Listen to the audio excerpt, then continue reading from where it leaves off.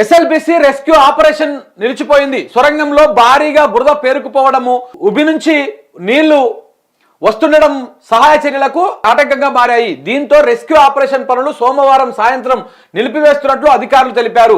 ఈ నెల 22న ఉదయం ఎస్ఎల్బిసి సొరంగం కూలి 8 మంది కార్మికులు, అంటే 2 ఇంజనీర్లు 6 కార్మికులు లోపలనే చిక్కుకున్నారు. అయితే వారిని కాపాడేందుకు చేస్తున్నటువంటి ప్రయత్నాలు మాత్రం ఫలించలేదు.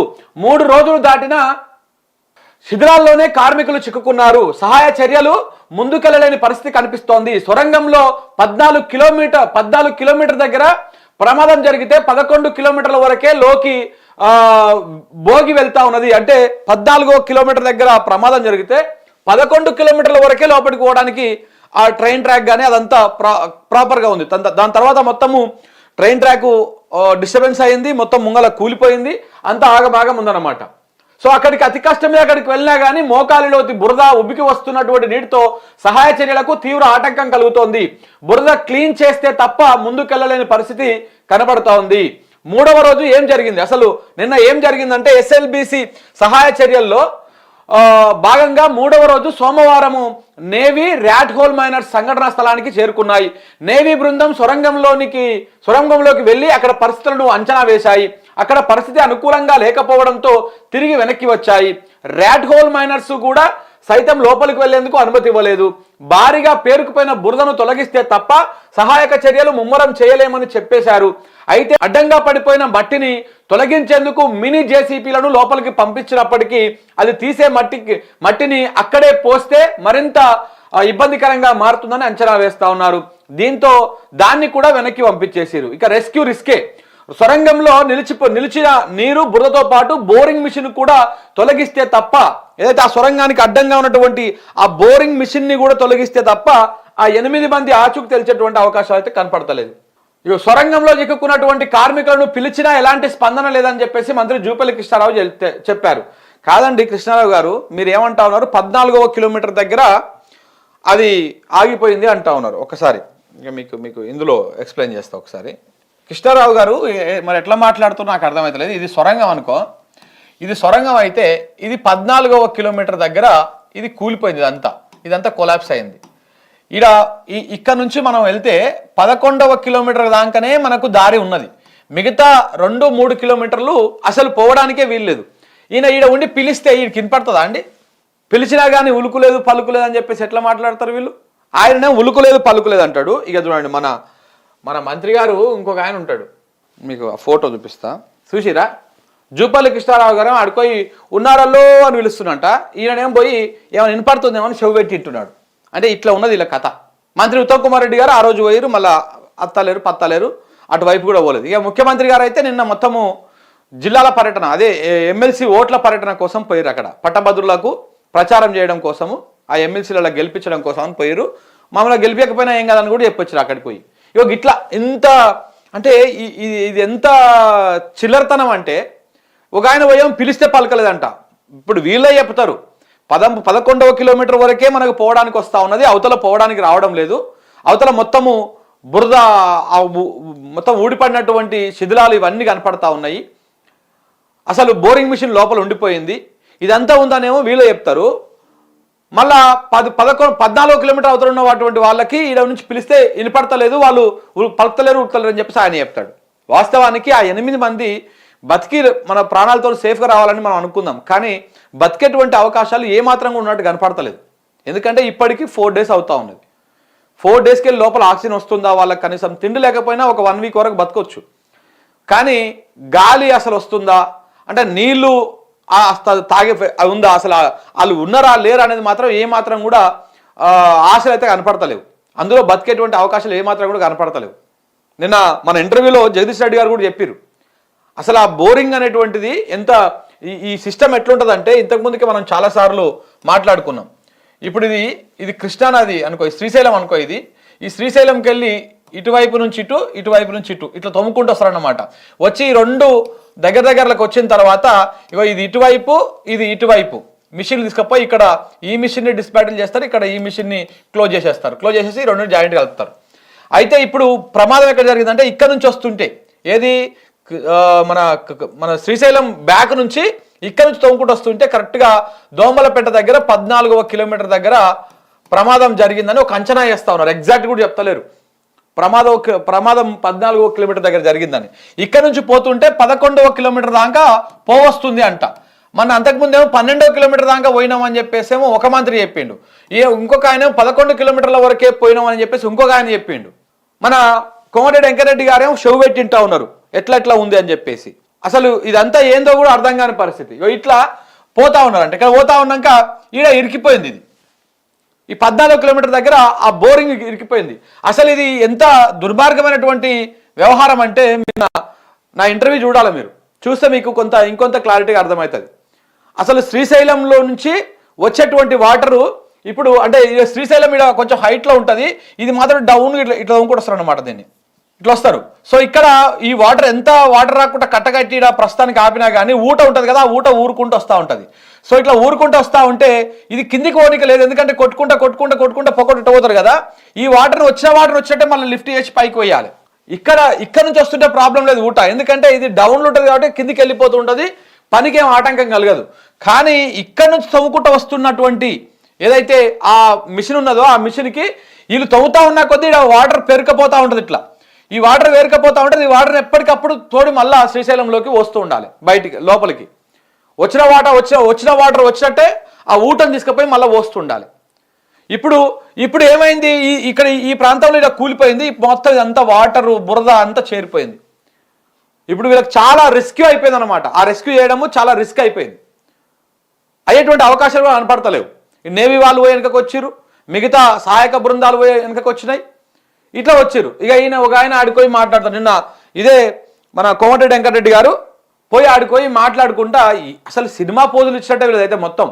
ఆడిపోయి చేతులు వెనకకు పెట్టుకొని ఇట్లా చూస్తున్నాడు, ఏమేమో చెప్తున్నాడు, ఏం చేస్తున్నాడో అర్థం కాలేదు. ఇక బిగ్ టీవీ వాడు రానే వస్తాడు ఆడికెళ్ళి.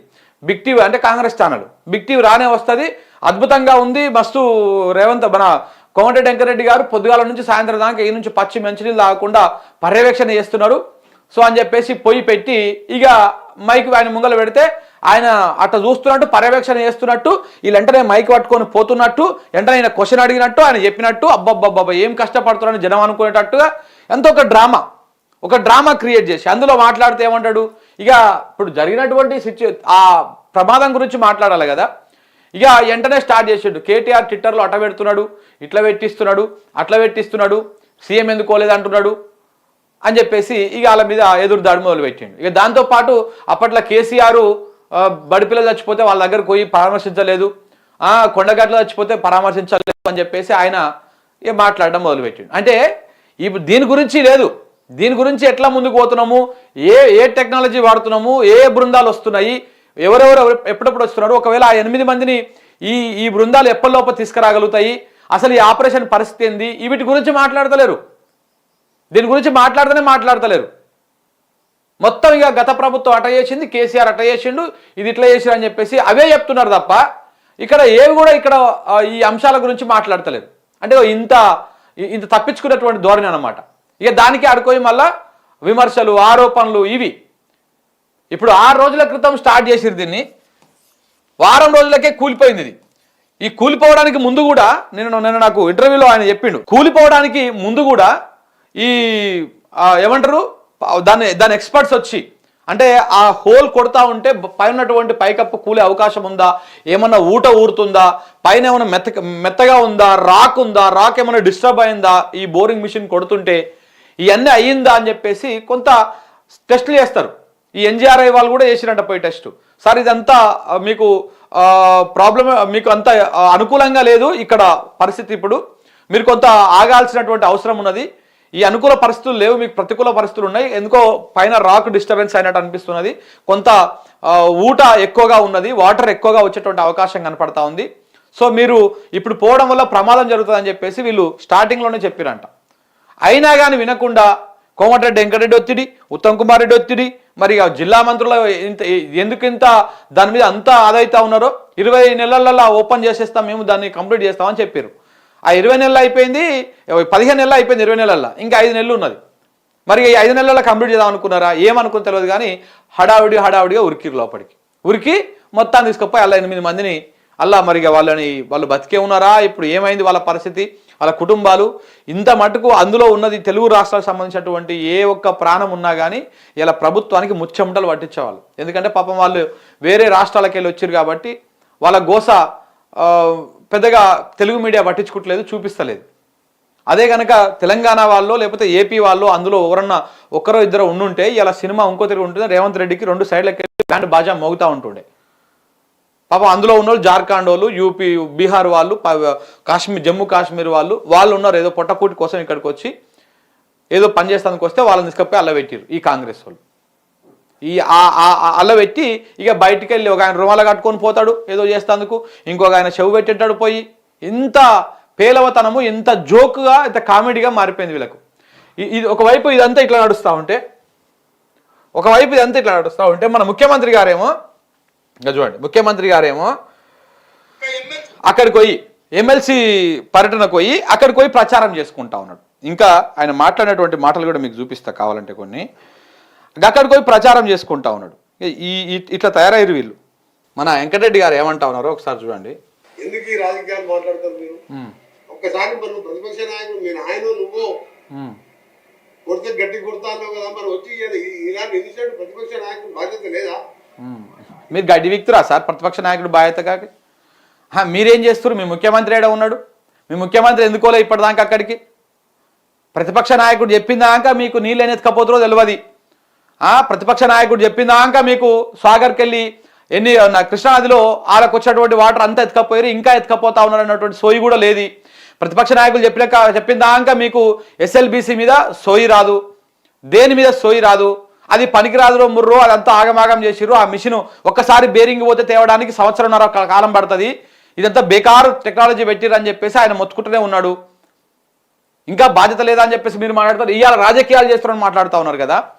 ఇదే కాంగ్రెస్ నాయకులు. ఎందుకంటే నేను మొన్ననే ఒక వీడియో చేసిన, పాపము కర్మ అనేది వెంటాడుతూనే ఉంటుంది, అది ఎప్పటికీ వదిలిపెట్టదు, ఎంత పెద్ద తోడైనా వదిలిపెట్టదు అని చెప్పేసి. కాళేశ్వరం మీద మీరు చేసినటువంటి దుష్ప్రచారము, కాళేశ్వరం మీద మీరు ఆడినటువంటి రాజకీయము ఇంకెవరన్నా ఆడిరా?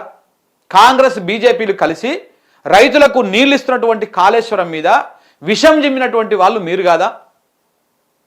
నేను ఇలా ఏ పార్టీ స్టాండ్ తీసుకోవట్లే, కానీ చెప్తున్న వాస్తవం అది.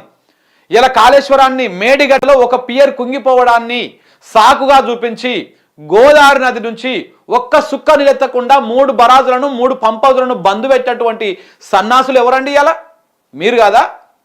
ఈ మాట మాట్లాడుతున్నందుకు బాధ అనిపిస్తుంది, కానీ అది మీరు కాదా? ఇలా ఇలా ఉత్తర తెలంగాణ మొత్తము సస్యశ్యామలం అయిపోయేటువంటి అంత నీ కోనసీమ లెక్క కనపడేటువంటి పరిస్థితులు ఉన్నటువంటి దాన్ని ఇలా ఎడారి లెక్క మార్చింది ఎవరండి? ఆ 3 బరాజులను బంద్ పెట్టి అందులో ఇసుక దొబ్బి తినుకుంటా పందికొక్కులు లెక్క ఇసుకని మేస్తున్నటువంటి వాళ్ళు ఎవరండి? మీ కాంగ్రెస్ నాయకులు, మీ కాంగ్రెస్ మంత్రులు కాదా? మళ్ళీ మీరు రాజకీయం గురించి మాట్లాడతారు. ఇవాళ మీరు ఎట్లయితే ప్రకృతి వైపరీత్యము ప్రమాదం అనేటిది అని చెప్పి మాట్లాడుతూ ఉన్నారో అలాంటిదే మేడిగడ్డ కూడా అలాంటిదే. ఎందుకు ఆ రోజు మీరు రాజకీయం చేసిర్రు? ఇది ముందే హెచ్చరించండి. ఇంకా కేసీఆర్ ఇది ముందే హెచ్చరించింది, చాలా డేంజర్ అది. ఆ మిషన్ పనికిమాల టెక్నాలజీ అది. ఆ టెక్నాలజీ వల్ల ఉపయోగం లేదు, ఖర్చు ఎక్కువ, ఆ సొరంగము అది ఎక్కువ అని చెప్పేసి ఆయన గతంలోనే అసెంబ్లీలోనే పవర్ పాయింట్ ప్రజెంటేషన్ 2 గంటల పవర్ పాయింట్ ప్రజెంటేషన్లో భాగంగా ఆయన ఎక్స్ప్లెయిన్ చేసిండు ఎస్ఎల్బిసి గురించి. మీరు మేము నల్లగొండలో ఇంతింత పెద్ద పెద్ద పొడుగు మోతవారులం ఉన్నాం, మేము ఉన్నాక కూడా ఈ ఎట్లా ఎస్ఎల్బిసి ఆగిపోతుంది అని చెప్పేసి దాన్ని మీరు ఏదో చేద్దామనే ప్రయత్నం చేసిరు. ముందు చూపు లేదు, పర్యవేక్షణ లేదు, ఓ పరిశీలన లేదు, ఓ ఎక్స్పర్ట్స్ చెప్తే అయినటువంటి అలవాటు లేదు. మనకు ప్రాజెక్టు ముందుకున్నట్టు కావాలి, మనకు సంచులు కావాలి, మనకు దందాలు కావాలి, ఇంతే తప్ప మీకు ఏమైనా సోయి ఉందా? అసలు అందులోకి వెళ్ళి ఎన్ని టీఎంసీలు నిలుద్దాం అనుకుంటున్నారు? ఫస్ట్ 36 టీఎంసీలు అన్నారు, ఇప్పుడు దాన్ని 20 టీఎంసీలకు కుదించారు. ఆ సొరంగాన్ని కూడా ఎంత పెద్ద సొరంగం ఉండాల్సిందని దాన్ని కుదించుకుంటూ వచ్చారు. ఇట్లా రకరకాలుగా కుట్రలు చేసుకుంటూ వచ్చారు ఇదే కాంగ్రెస్ వాళ్ళు. ఇవాళ వచ్చి రాజకీయం చేస్తున్నారని మాట్లాడుతుంటే మీరు చేసింది ఏంటిది? మొన్నటిదాకా వాళ్ళు ఇక రాజకీయం చేయలే. బీఆర్ఎస్ వాళ్ళు నిజంగా కూడా బీఆర్ఎస్ వాళ్ళు రాజకీయం చేయలే. ఇంకా ఆడ కార్యకర్తలను పట్టుకొని పోయి ధర్నా చేయడమో లేకపోతే లొల్లి చేయడమో చేయలే. వాళ్ళ బాధ్యత అది. ఎస్ఎల్బిసి కూలిపోయినప్పుడు ఏమైంది, ముఖ్యమంత్రి ఎందుకు రివ్యూ చేస్తలేడు, 4 రోజులైనా అందులో ఉన్నటువంటి 8 మంది ప్రాణాలు ఏమైపోయినాయి అడగడం వాళ్ళ బాధ్యత. అది అడగడంలో తప్పేముంది? వీళ్ళు అడిగిన దాకా మీకు కృష్ణాలో ఎన్ని నీళ్ళు ఎత్తుకపోతున్నారు చంద్రబాబు నాయుడు సోయలేదు కదా. హరీష్ రావు ప్రెస్ మీట్ పెట్టాక, జగదీష్ రెడ్డి ప్రెస్ మీట్ పెట్టాకనే మీకు జ్ఞానం వచ్చింది కదా. ఎంత పేలవతనము. దాని మీద మళ్ళీ రాజకీయం. కేసీఆర్ రాడా ఇడికి ప్రతిపక్ష నాయకుడి హోదాలో? కేసీఆర్ వచ్చి చూసుకుంటాడు అన్ని. మరి మీరెందుకు దిగిపోరు? అది ఆయననే ఎక్కి మళ్ళీ ఇంకోసారి కేసీఆర్ చూసుకుంటాడు. కేసీఆర్ ఉన్నన్ని రోజులు కృష్ణాకి వెళ్ళి నీళ్ళు ఎత్తుకపోతేందుకు, ఆ డ్యామ్ మీదకి వస్తేందుకు ఆంధ్రులు సాహసం చేసిర్రా? వాళ్ళకున్న దమ్ములో 1% అని ఉందా మీకు తెలంగాణ మీద ప్రేమ? ఏంది అది? నాలుగే తిరుగుతలేదు పాడిగాను.